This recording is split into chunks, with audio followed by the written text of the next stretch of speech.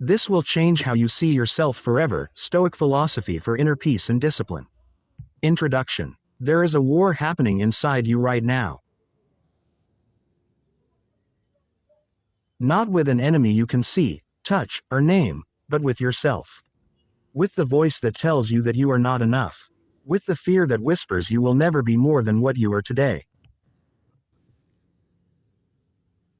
With the story you have been quietly telling yourself for years, that your past defines you, that your wounds are permanent, that peace is something other people find, not you. But what if that story is a lie? What if the version of you that feels small, afraid, and uncertain is not your truth, but simply your starting point? What if the most powerful thing you will ever do in your life is not an action you take in the world, but a decision you make within yourself, to see yourself differently? The ancient Stoics understood something that most of the modern world has forgotten. They knew that the greatest human struggle is not the struggle for money, status, or survival. It is the struggle for clarity, to see yourself and your life with open, honest, courageous eyes, and to choose who you become on purpose rather than by accident. This is not a philosophy lecture. This is a mirror, and if you are brave enough to look into it, everything will change. The story you tell yourself. Every human being on earth is living inside a story.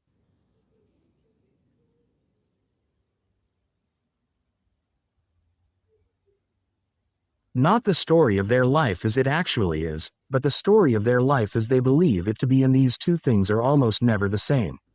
Marcus Aurelius, one of the most powerful men to ever walk the earth, emperor of Rome, commander of armies, ruler of millions, wrote this in his private journal: words never meant for anyone else to read. You have power over your mind, not outside events. Realize this, and you will find strength. Think about the weight of that. Here was a man who controlled the largest empire in the known world, and yet his greatest battle was not on the battlefield. It was inside his own mind. He was fighting, every single day, to control the story he told himself about who he was and what his life meant. And so are you. The story you tell yourself about yourself is the most powerful force in your life. More powerful than your circumstances. More powerful than your past. More powerful than anyone else's opinion of you. Because your story shapes your identity, and your identity shapes every single choice you make, every day, without exception. So the question that Stoic philosophy asks, and that you must ask yourself today, is this: is the story you are telling yourself true?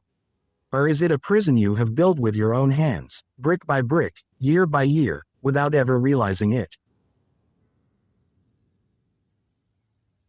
Where the story comes from. No one chooses their first story. It is handed to you, by your parents, your teachers, your community, your earliest experiences of pain and love and loss.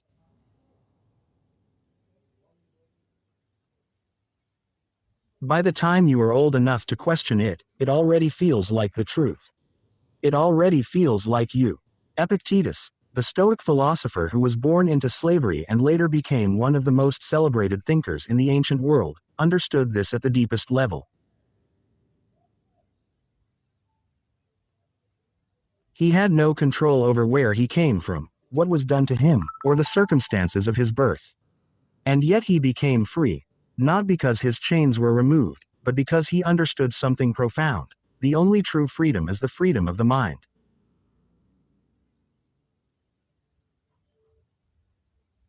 He taught this: it's not what happens to you, but how you react to it that matters. This is not a comfort. It is a challenge, because it means that whatever story you are living, whatever weight you are carrying, whatever pain has shaped you, you are not a passive victim of it. You are, right now, an active participant in whether it continues. The story from your past is real. Your suffering was real. Your wounds are real. No Stoic philosopher would ask you to pretend otherwise. But the story you tell about those wounds, whether they make you smaller or whether they become the soil from which something extraordinary grows, that is your choice.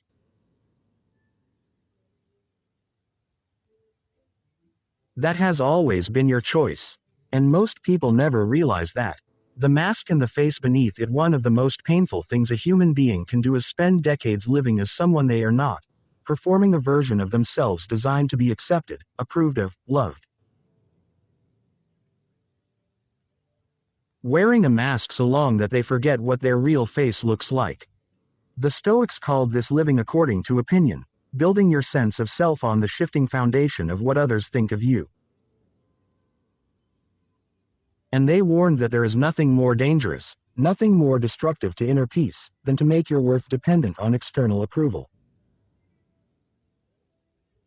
Marcus Aurelius wrote, "Accept the things to which fate binds you, and love the people with whom fate brings you together, and do so with all your heart." But before you can love others fully, before you can accept your life with your whole heart, you must first stop pretending. You must be willing to look at yourself without the mask. Who are you when no one is watching? What do you truly believe, truly feel, truly want? What are you afraid of? Not the surface fear, but the deep one, the one you have never said out loud. And here is the harder question. What parts of yourself have you abandoned? Your creativity, your boldness, your softness, your passion, because someone once told you those things were not acceptable.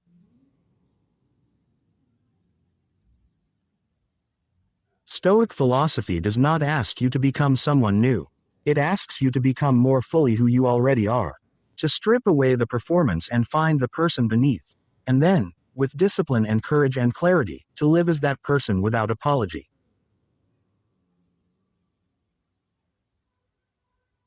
The nature of fear. Fear is not your enemy.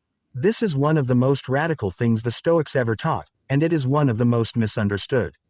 We live in a world that treats fear as a weakness, something to be hidden, conquered, or medicated away. But the Stoics saw fear as information. They saw it as a signal, pointing you directly toward the thing that matters most to you, the place where your greatest growth is waiting. Seneca, the Roman statesman, playwright, and philosopher, wrote words that have echoed across 2,000 years. We suffer more in imagination than in reality. Read that again. We suffer more in imagination than in reality. Think about how much of your life has been shaped not by actual danger, but by imagined danger. The conversation you never had because you imagined rejection. The risk you never took because you imagined failure. The love you never fully gave because you imagined loss. The person you never became because you imagined you were not capable. The Stoics had a practice called premeditatio malorum, the premeditation of evils. They would deliberately imagine the worst possible outcome of any situation, sit with it, face it fully, and then ask, could I survive this? Could I endure this? And almost always, the answer was yes. Not because the worst outcome would not hurt, but because they knew that a human being who has looked clearly at their fear is far stronger than one who has spent their whole life running from it. Facing the fear in your mind takes away its power over your life. What desire is really telling you? Deep beneath every desire, for success, for love, for recognition, for peace, there is something simpler. There is a longing to feel like enough, to feel whole, to feel, at last, that you have arrived at the version of yourself you were always meant to be. The Stoics were not against desire. They were against unconscious desire, the kind that drives you without your awareness, that keeps you chasing one thing after another without ever stopping to ask why you are running and where you truly want to go. Epictetus taught, Seek not the good in external things, seek it in yourselves. This does not mean that ambition is wrong. It does not mean that wanting a beautiful life is a mistake. It means that if you are looking for the feeling of ananas, the feeling of peace, wholeness, and self-respect, in things outside of yourself, you will search forever and never arrive. Every achievement will feel incomplete. Every relationship will carry the invisible pressure of needing to fill a void it was never designed to fill. Every success will be followed by the quiet, terrifying question, is this it? The Stoics point you inward, not to become passive or withdrawn from the world, but to build within yourself a foundation so solid that no external circumstance can shake it. When your sense of worth comes from your own character, your own choices, your own alignment with your deepest values, then you are finally free. Free to pursue great things not out of desperation, but out of genuine, joyful purpose. The discipline of seeing clearly. There is a concept at the heart of Stoic philosophy called logos, the rational principle, the order and reason that runs through all things. The Stoics believed that human beings have been given, as a gift, the capacity to reason, to step back from impulse, from reaction, from the chaos of emotion, and to see things clearly.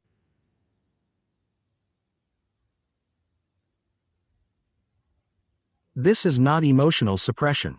The Stoics are often misunderstood on this point. They did not teach that feelings are the enemy. They taught that feelings without clarity are dangerous, that when you act from raw emotion without the steadying force of reason, you become a ship without a rudder, driven wherever the storm takes you.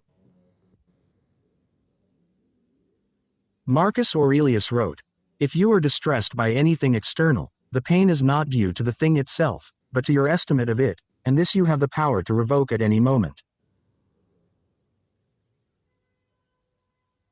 Your estimate, your interpretation, your story about what something means. This is where Stoic discipline lives, not in suppressing what you feel, but in cultivating the ability to pause before you react. To ask, what is actually happening here, beneath my first emotional response? What is true? What is the wisest response I can offer? This kind of discipline is not built in a day. It is built in 1,000 small moments, moments where you choose, again and again, to respond with intention rather than react from conditioning. And over time, those moments compound. They become character, and character becomes destiny, the practice of returning to yourself. One of the most quietly radical ideas in Stoic philosophy is this: you can always come home. No matter how far you have drifted, into distraction, into numbness, into the noise of the world, you can always return to yourself. Right now in this moment. Marcus Aurelius called this the retreat inward. He wrote, "Nowhere can man find a quieter or more untroubled retreat than in his own soul." We live in an age of extraordinary distraction. The noise never stops. Your phone, the news, other people's opinions, the endless pressure to perform, to produce, to prove, it can feel like you have no silence left inside you. Like the still, quiet voice of your own soul has been drowned out entirely. But it has not, it is still there. It is waiting. The practice of returning to yourself looks different for every person. For some, it is silence in the early morning. For others, it is walking alone, or writing, or prayer, or stillness.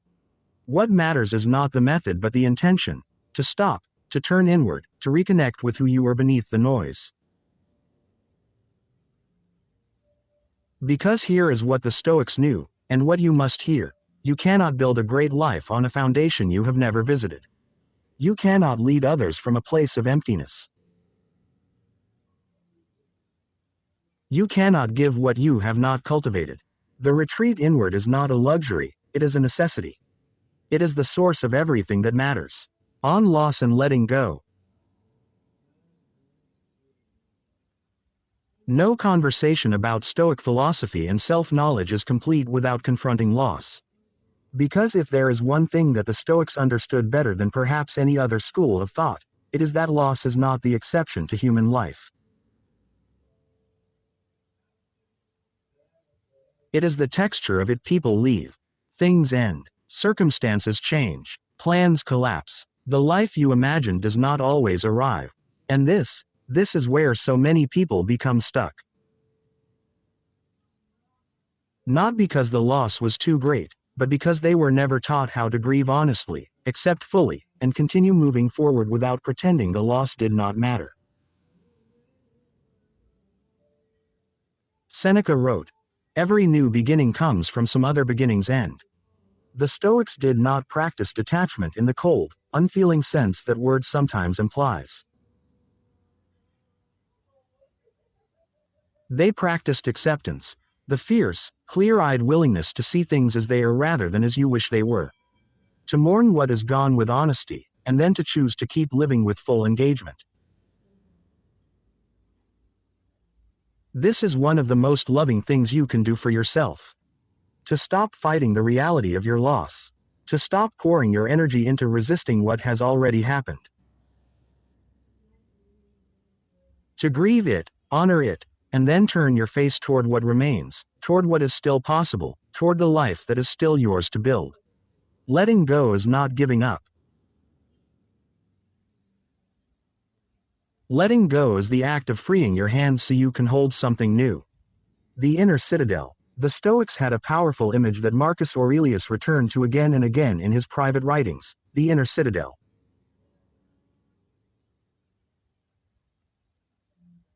A fortress within the self, not built of stone, but of character, reason, and virtue, that no external force could ever truly breach. He wrote, "You have power over your mind, not outside events. Realize this, and you will find strength." This is the ultimate promise of Stoic philosophy. Not that your life will become easy. Not that suffering will stop. Not that the world will finally cooperate with your desires. But that within you, right now, as you are, there is a place that cannot be touched by circumstance. A place where your freedom lives, where your dignity lives, where your peace lives. Building your inner citadel is the work of a lifetime.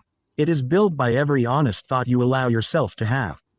By every moment you choose integrity over convenience. By every time you face your fear rather than run from it. By every decision you make in alignment with your deepest values rather than your passing impulses. It is built slowly, but it is built surely. And once it is built, even partially, you will begin to move through the world in a fundamentally different way. With a groundedness that others will feel. With a steadiness that does not depend on what is happening around you. With a quiet, unshakable confidence that comes not from having all the answers, but from trusting yourself to face whatever comes. Who you are becoming. There is a question the Stoics believed every human being should hold in their heart as a kind of living compass, not who am I, but who am I becoming?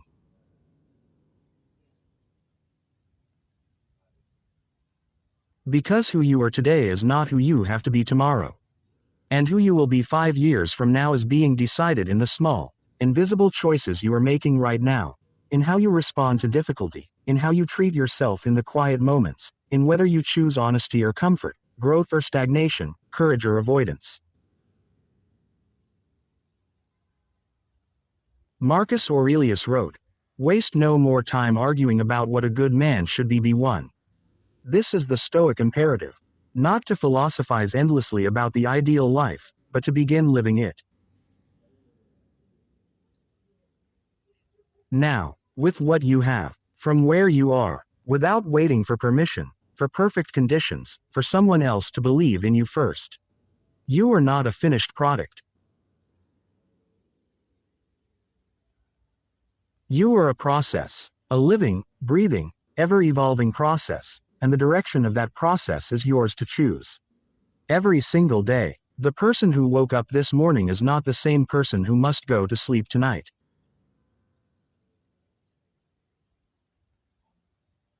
Something can shift, something can open, something can begin, not because circumstances changed, but because you did. The gift of this moment.